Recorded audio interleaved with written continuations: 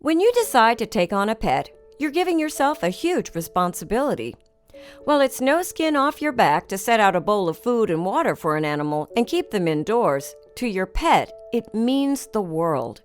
Because for the most part, you're keeping that animal from death. You provide them shelter. You make sure they aren't getting chewed to bits by any parasites and treat them when they do. You give them love. You give them structure. In return, they adore you and are cute and unflinchingly loyal because animals are better at that thing than human beings are. Hello, wonderful people. I'm Gail Cruz from Wonderbot Animals. And here is this judge, tired of animal abusers, decides to give them a taste of their own medicine. Before we begin, make sure to click the like button, subscribe to our channel, and click the notification button for more amazing videos.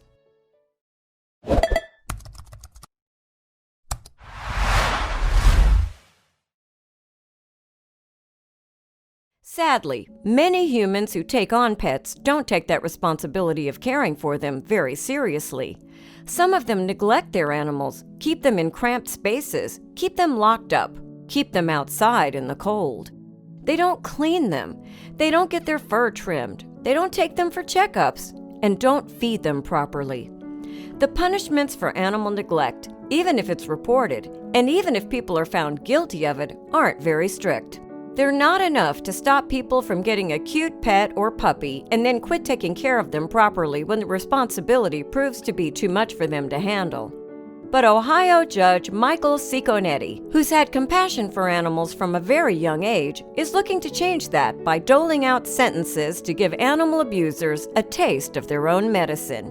Judge Mike's creative punishments can't be cruel or unusual. He is a man of the law. So, if you're thinking he's going to put a shock collar on someone's neck or make them eat expired dog food, sorry to burst your twisted bubble, but that's not what he's about.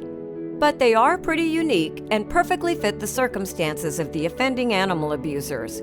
For example, one woman was brought in front of Judge Mike after her pet dog was found to be living in total filth.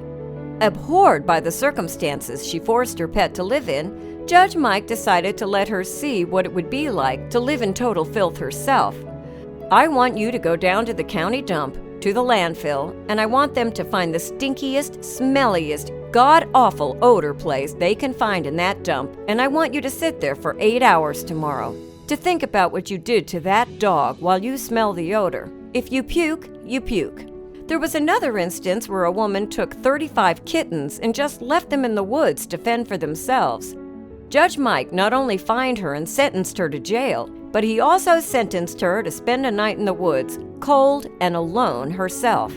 How would you like to be dumped off at a metro park late at night? Spend the night listening to coyotes, listening to the raccoons around you in the dark night, and sit out there in the cold, not knowing where you're going to get your next meal, not knowing when you're going to be rescued.